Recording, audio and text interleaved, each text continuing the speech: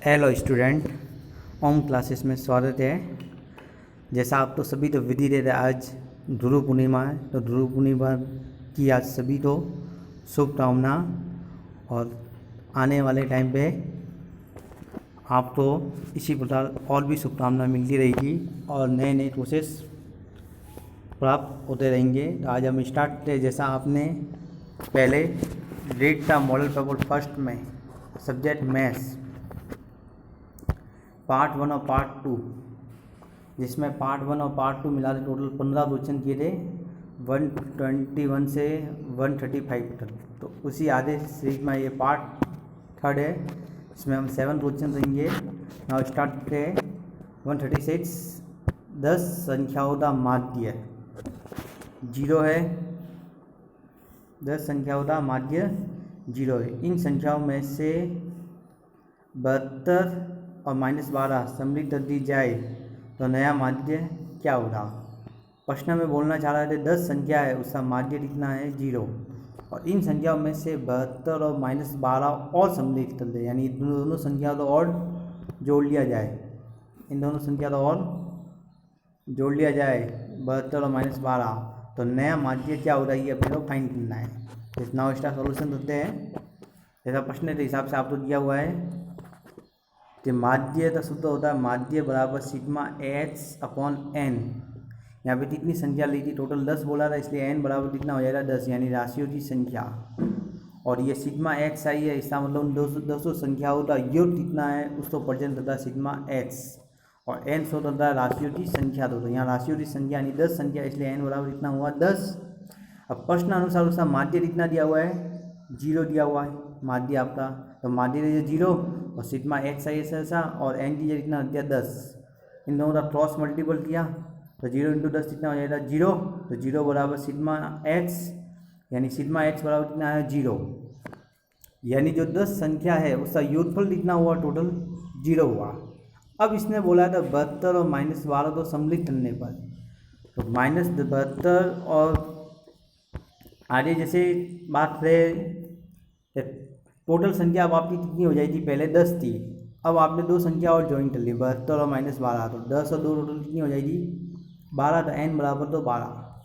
पहले 10 संख्या तो योगफल कितना था 0 था, 10 संख्या तो जोड़ने पे 0 आया था। अब 2 संख्या नई और जोड़नी है, कौन कौन सी जोड़नी है, तो +12 और एक -12। जब इन दोनों को जोड़ोगे तो 0 + 72 -12, यानी टोटल कितना हो जाएगा, हल करने में टोटल आ जाएगा आपका 60। तो दोनों संख्या तो जोड़ना है, -12 इसलिए घटेगी, जोड़ने का मतलब ये घटेगी, तो माइनस था 12 है इसलिए, मतलब प्लस होता तो जुड़ता, यहाँ -12 इसलिए घटते नहीं तो ये जुड़ जाती। तो नया योग कितना हुआ, टोटल कितना हुआ 60, यानी पहले 10 संख्या होता सिग्मा x कितना था 0 था, अब 12 संख्या होता सिग्मा x कितना है 60, ठीक है। अब सूत्र पे आते हैं अपने, सूत्र क्या होता है x बार यानी माध्य बराबर होता है सिग्मा x आई बटा n, तो सिग्मा x आई यानी 12 संख्या तो ये तो है 60, और n कितना है यहाँ पे 12 है, तो 60 बटा 12 काट दिया, 12 पंजे 60, यानी आपका आंसर आ गया 5। तो इसका सॉल्यूशन हो जाएगा आपके 4 यानी 5। नेक्स्ट क्वेश्चन है 137।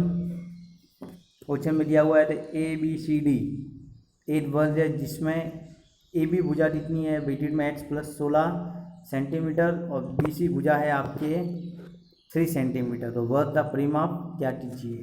तो सबसे पहले नोट करना, यहाँ पे क्या दिया हुआ है वर्ग दिया हुआ है, जिसमें AB भुजा तो दिया हुआ है इतना और BC भुजा इतना दिया हुआ है। और आप तो मालूम होगा वर्ग की प्रत्येक भुजा क्या होती है समान होती है, इसलिए AB बराबर क्या होगा BC, और ज्ञात क्या करना इसका परिमाप। परिमाप का मतलब चारों भुजाओं का योग, ये डला था परिमाप। तो नाउ इसका सॉल्यूशन देते हैं चित्र के हिसाब से, जैसे प्रश्न के हिसाब से जो दिया था उस हिसाब से हमने मान लिया। सबसे पहले ABCD एक वर्ग है, जिसमें से AB कितना है x + 16 और BC कितना है 3x।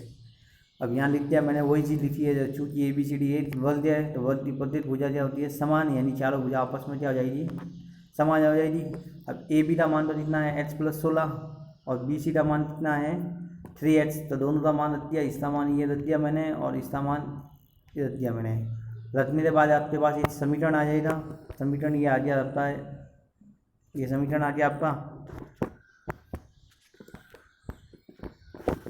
ये आपका समीकरण आ गया है। या फिर इस 3h तो इधर था, एच वाले पर एक साइड, तो इसी एच था इधर मैंने ट्रांसफर कर दिया, यानी परेशान कर दिया।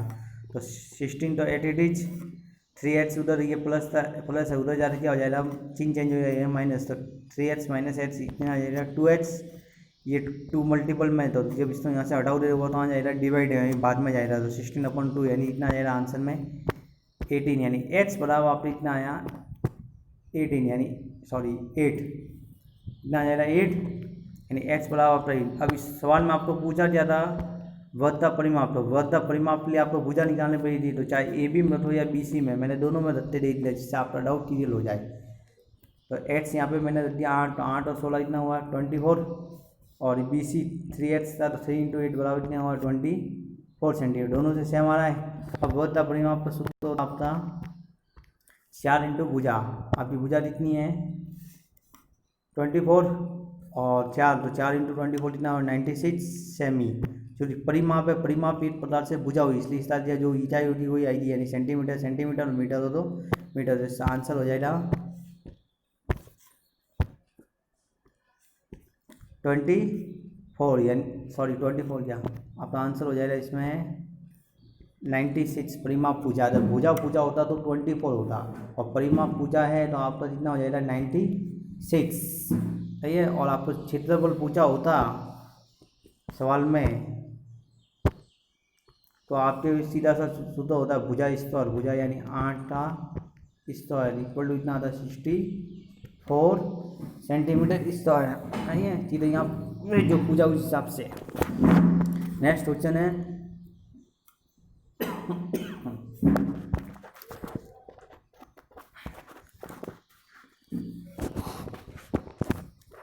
नेक्स्ट क्वेश्चन आपका दिया हुआ है, सवाल में दिया हुआ है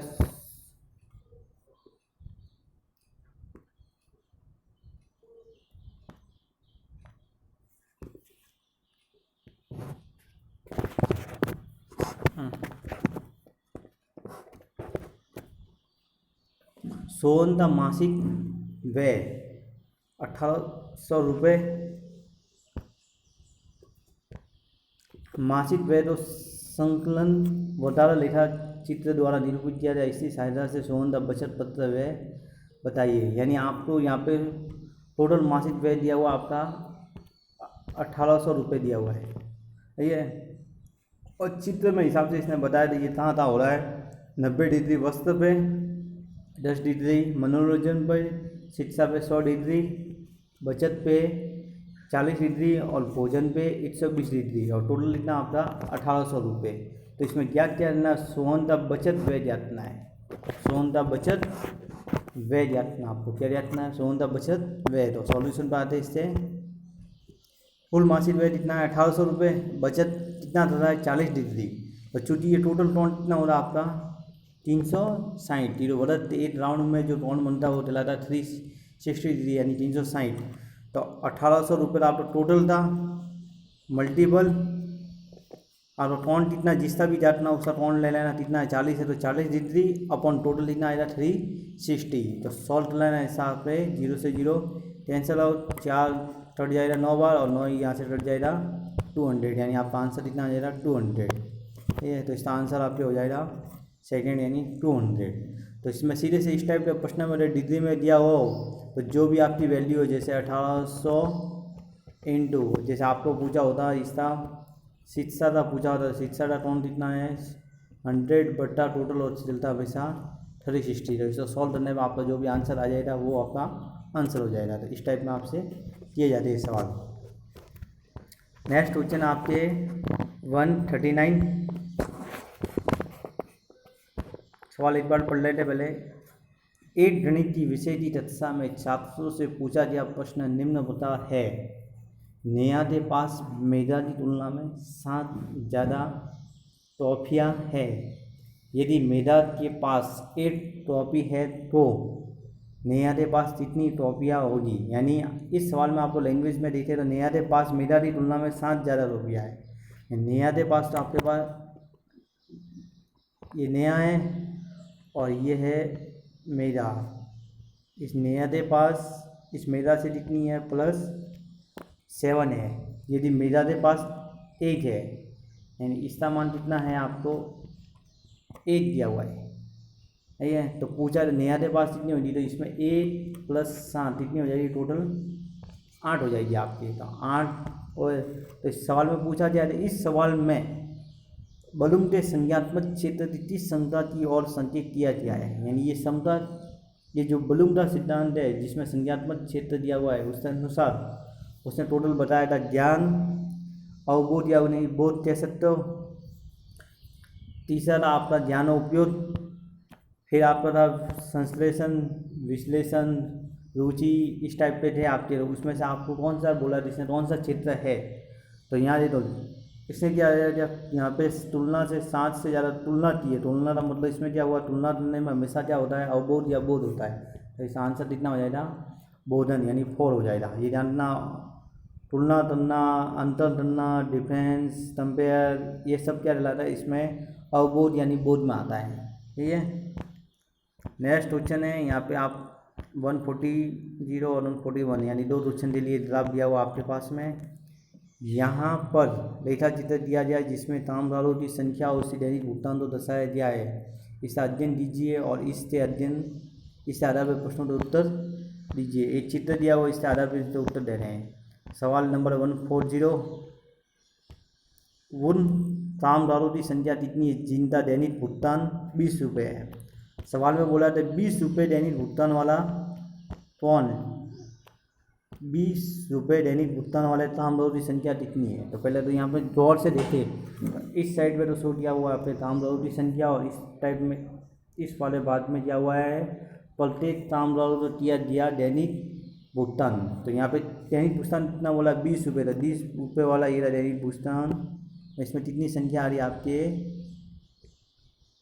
कितनी संख्या आ रही है, 20 आ रही है। तो इसका आंसर कितना होगा, कामगारों की संख्या 20, ठीक है। नेक्स्ट क्वेश्चन है 141, 9 कामगारों की संख्या वाले कामगारों की दैनिक मजदूरी कितनी है। यानी 9 जो कर्मचारी है उनकी दैनिक मजदूरी कितनी है। चित्र में देखे आपको, चित्र में देखे तो 9 कामगार वाला ये रहा लाइन, और इसकी दैनिक मजदूरी पूछे तो दैनिक मजदूरी ये दिखिए आपको सामने दिखा होगा, यहाँ से कितना आ रहा है 35। तो आंसर हो जाएगा आपके 35। 142 आपका नेक्स्ट क्वेश्चन है 142।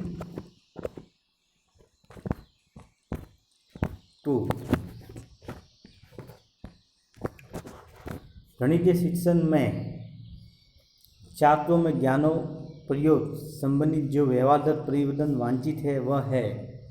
ज्ञानों उपयोगी संबंधित जो व्यवहारगत परिवर्तन वांछित है गणितीय शिक्षण से संबंधित पूछा है। तो पहला तो इसमें ऑप्शन दिया हुआ, गणितीय संख्याओं में अंतर तुलना कर सकता है, सही चला ये भी। गणितीय ज्ञान तो दैनिक जीवन की समस्या को सुलझाने में प्रयोग कर सकता है, ये भी सही चला। समस्या हल करने में उपयुक्त विधि सूत्र का चयन कर सकता है, ये भी सही चला। रेखा गणित आरोग्य सही और सोचता से ठीक कर सकता है, ये भी सही रहा है। तो इसमें सबसे करेक्ट आंसर कौन सा वो पूछा है। तो इसमें यहाँ पे सवाल में आप लोग पूछा है ज्ञानों उपयोगी और गणितीय शिक्षण और व्यवहारगत परिवर्तन। तो व्यवहारगत परिवर्तन के लिए आपको लिखा जाए तो इसमें समस्या हल करने में उपयुक्त विधि और सूत्र का चयन कर सकता है, और गणितीय ज्ञान तो दैनिक जीवन की समस्या सुलझाने में प्रयोग कर सकता है। गणितीय संख्याओं में अंतर तुलना कर सकता है, दिखा सही सुविधा से ठीक कर सकता है।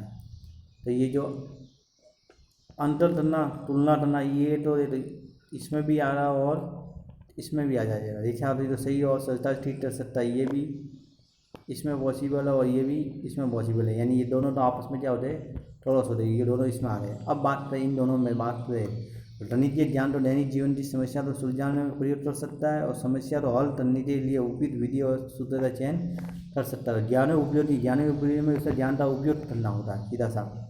तो ज्ञान का उपयोग करने के लिए तो दैनिक जीवन में भी कर सकता है उपयुक्त विधि। तो देखा जाए तो इसका आंसर आपके हिसाब से जो आंसर हो जाए इसका उपयुक्त विधि और सूत्र का चयन करना है। ठीक है, जहाँ पे यहाँ पे गणित से संबंधित बोला है, इसलिए गणित से संबंधित क्या होगा, समस्या को हल करने में उपयुक्त विधि और सूत्र का चयन कर सकता है। इसका आंसर आपका हो जाएगा 3rd। इन दोनों तुलना में ये बेटर लग रहा है, इसका आंसर कितना हो जाएगा 3rd। ये तो आज का आज हमने टोटल 7 क्वेश्चन किए और ये मॉडल पेपर फर्स्ट का पार्ट थर्ड का टोटल में 7 प्रश्न किए। और नेक्स्ट वीडियो में हम आपके इस मॉडल पेपर का फोर्थ पार्ट जिसमें हम टोटल 8 प्रश्न रहेंगे और इस प्रकार टोटल 4 वीडियो मिलकर आपके 30 प्रश्न हो जाएंगे। तो आपको ये वीडियो हमारा पसंद आए तो लाइक करें, सब्सक्राइब करें और आपको अगर अच्छा लगे तो आप लोगों को शेयर भी करें, जिससे आने वाले आपको वीडियो भी प्राप्त हो, दूसरों का भी ज्ञान प्राप्त हो सकेगा हमारे थ्रू। और लोगों को अधिक से अधिक शेयर करोगे, सब्सक्राइब कराओगे तो जिससे उनका भी फायदा हो सकेगा। धन्यवाद। आज का वीडियो यहीं समाप्त करते हैं।